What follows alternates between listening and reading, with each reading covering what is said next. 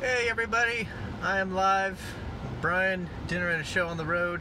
It's raining, so I'm not gonna be driving while I'm doing my review of Game Night, which stars Jason Bateman, Rachel McAdams, Kyle Chandler, and many others. Gosh.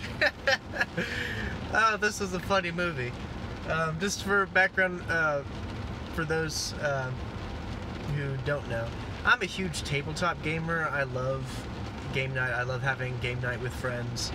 I know me, my brother and his girlfriend, we definitely guinea pig or like experiment on new games that I buy, and it's so much fun playing them.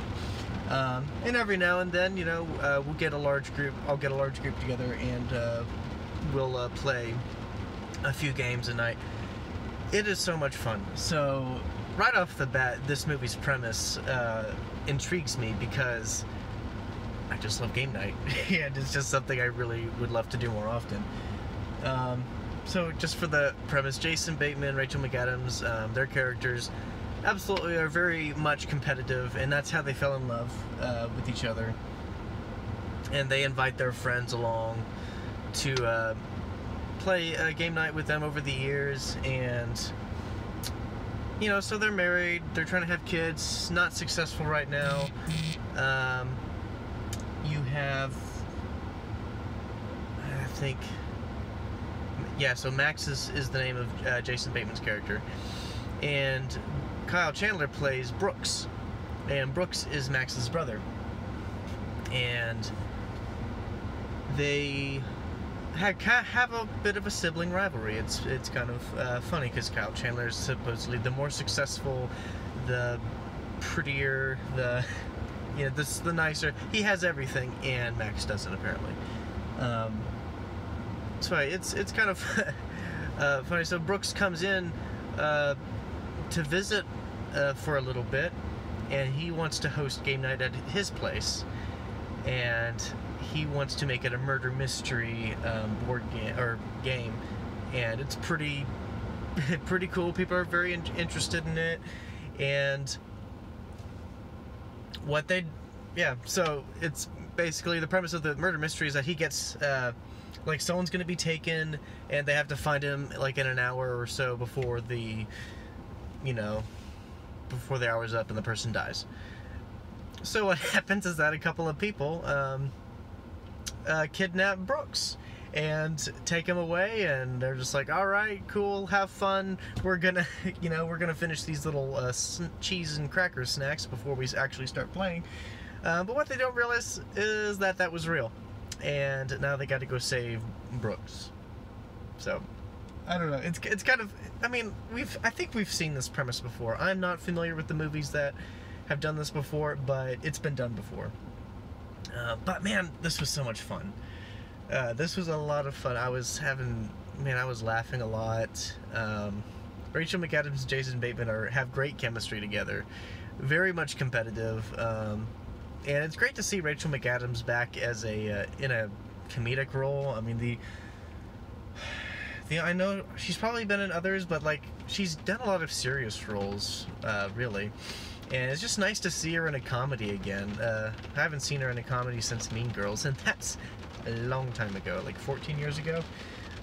So, yeah, it's kind of crazy. And Jason Bateman, apparently he's had a lot of hits and misses, mostly misses.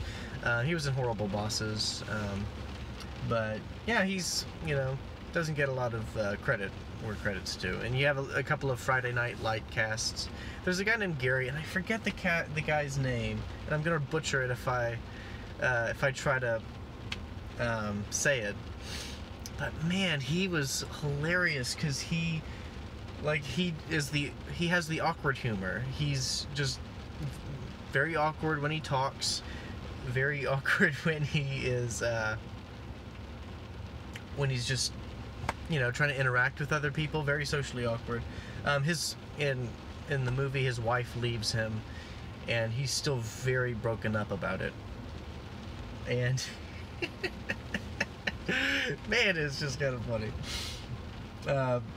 And then there's like one of the guys. He's like the youngest, and he's single, and he's a part of Max's game night group, and he's always bringing like these Instagram models with them, and they're terrible. Like they don't care about game night. They're just there to look pretty. It's so funny.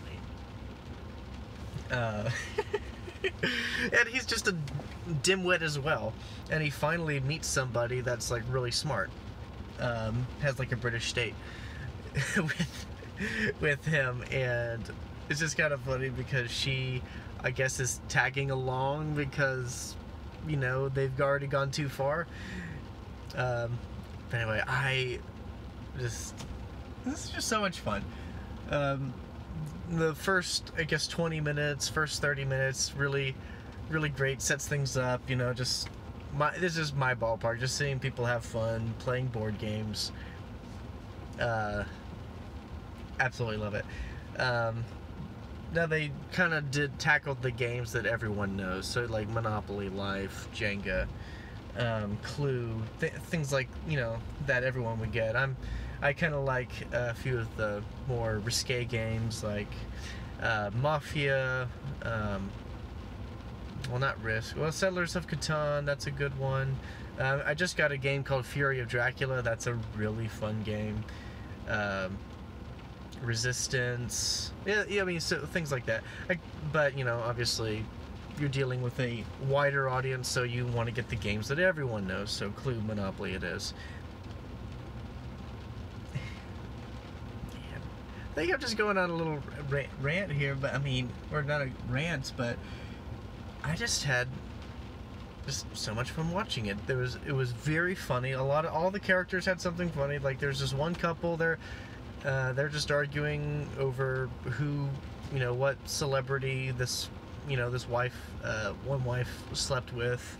That plot point is really hilarious. It just comes up as they're trying to win the murder mystery. You have the dimwit and his British date trying to cheat, and the dude's trying to see if he actually likes her or not. You have and of course, you know, Max and his wife are always hilarious. They're the backbone of the movie. They keep it together. If it wasn't for them, if they didn't have great chemistry, then they probably would have just been awful. Or this movie probably wouldn't have been as good as it was.